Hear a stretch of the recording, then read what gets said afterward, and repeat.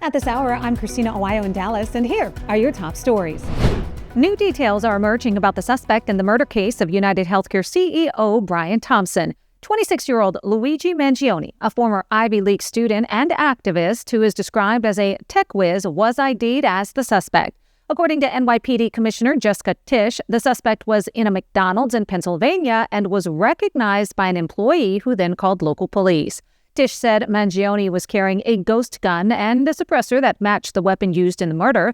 The fake New Jersey ID that is believed to have been used at the hostel before the shooting, and a 2-page note railing against the healthcare industry, including lines that said, quote, "These parasites had it coming, and I don't want to cause any drama, but it had to be done." Mangione studied at the University of Pennsylvania. He was valedictorian of his 2016 graduating class at the Gilman School in Baltimore. The McDonald's where Mangione was recognized is now being review-bombed on social media. Luigi Mangione has been charged in the shooting death of United Healthcare CEO Brian Thompson. Mangione was arrested Monday night at a McDonald's in Pennsylvania, where police say they found a manifesto on him stating that he was responsible for the murder.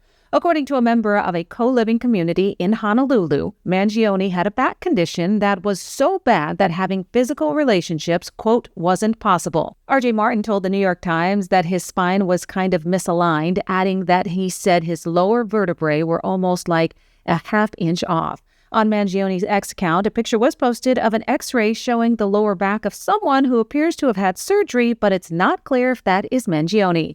In a handwritten manifesto that was found, the writer asserts that they acted alone, saying, quote, "To save you a lengthy investigation, I state plainly that I wasn't working with anyone." He also took aim at companies that continue to abuse our country for immense profit because the American public has allowed them to get away with it. Mangione faces a slew of charges in both Pennsylvania and New York. Luigi Mangione, the Ivy League grad that is being charged in the shooting death of United Healthcare CEO Brian Thompson, appeared in court and is facing 5 charges in Pennsylvania. Mangione was arrested after an employee at a McDonald's called the cops. When officers arrived to the restaurant, they asked Mangione if he had been to New York recently. That's when they say he became visibly nervous and started shaking. The 26-year-old had multiple fake IDs and a 3D printed gun with a suppressor, according to officials.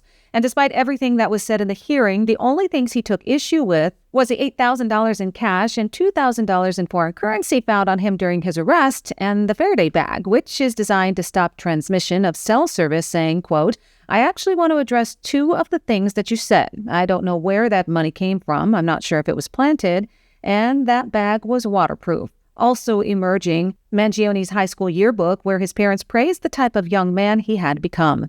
According to police, the former valedictorian wrote a manifesto containing phrases like, "These parasites had it coming." Mangione is being held without bail and did not enter a plea in his first court appearance. The family of Luigi Mangione, the man who police say shot and killed United Healthcare CEO Brian Thompson, released a statement after he was arrested saying, quote, "We only know what we have read in the media. Our family is shocked and devastated by Luigi's arrest. We offer our prayers to the family of Brian Thompson, and we ask people to pray for all involved."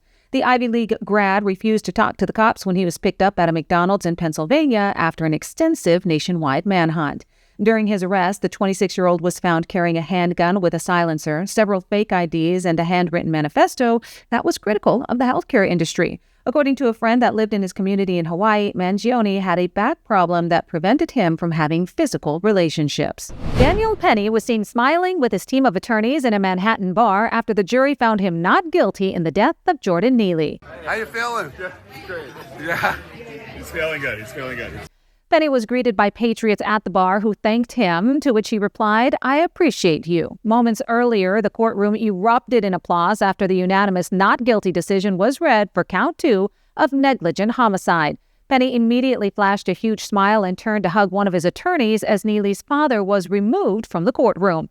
Many on social media crediting X for getting the real information out about Penny and starting the Give Send Go account that funded his defense, while some protesters outside of the courtroom called the jurors racist for their verdict. Federal authorities are looking to open up a detention facility in California as President Donald Trump gets ready for his mass deportation plan. In August, ICE requested information to identify additional detention center bed space in the Golden State as border security started to ramp up for migrants who cross the border illegally. The additional bed space would help Trump and incoming border czar Tom Homan with their deportations. And since a federal court already blocked California's effort to ban new federal immigrant detention centers, there is virtually nothing the state can do about it.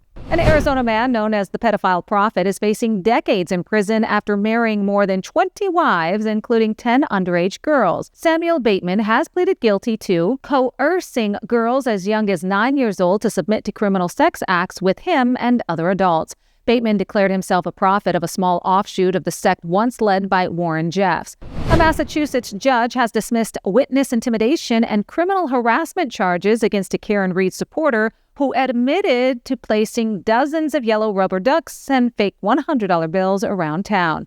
Richard Schiffer Jr. had argued he had a First Amendment right to support the defense theory that Reed was framed. Reed is accused of ramming into her boyfriend John O'Keefe with her SUV and leaving the Boston police officer to die in a snowstorm. Schiffer has said he got the ducks idea from a defense lawyer's closing argument, including the phrase, "If it walks like a duck and talks like a duck, it's a duck." The Democrat governor of New Jersey, Phil Murphy, has signed a law that prohibits book bans in the state and enshrines protections against civil and criminal charges for librarians who comply with the law. New Jersey becomes the latest Democrat-led state to enact a ban on book bans, joining Illinois and Minnesota. Murphy signed the bill at Princeton's public library. Under the law, public and school libraries cannot exclude books because of the origin, background, or views of the material or of its authors. In addition, censoring books will not be allowed if the only reason for censorship is because somebody finds them offensive. The move comes after parents have petitioned to keep sexually explicit books out of school libraries. Elon Musk is speaking out after a 2016 article was shared from the Los Angeles Times titled, "In Syria, Militias Armed by the Pentagon Fight Those Armed by the CIA." The article is back in the spotlight after Syria's longtime dictator Bashar al-Assad was overthrown by rebels and was forced to flee to Moscow. Assad ousted after a 13-year civil war that pit Islamists, socialist Kurds, and Iranian proxies against each other. Many now calling for the United States to bring the troops stationed in the war-torn country home, including President Donald Trump, who says it's not our fight and that the 900 U.S. troops scattered around Syria are now targets, not deterrents. Prime Minister Benjamin Netanyahu celebrating the end to tyranny, but at the same time warning about the possible threats that may come. That's what you need to know at this hour. In Dallas, Christina Aguayo, Salem News Channel.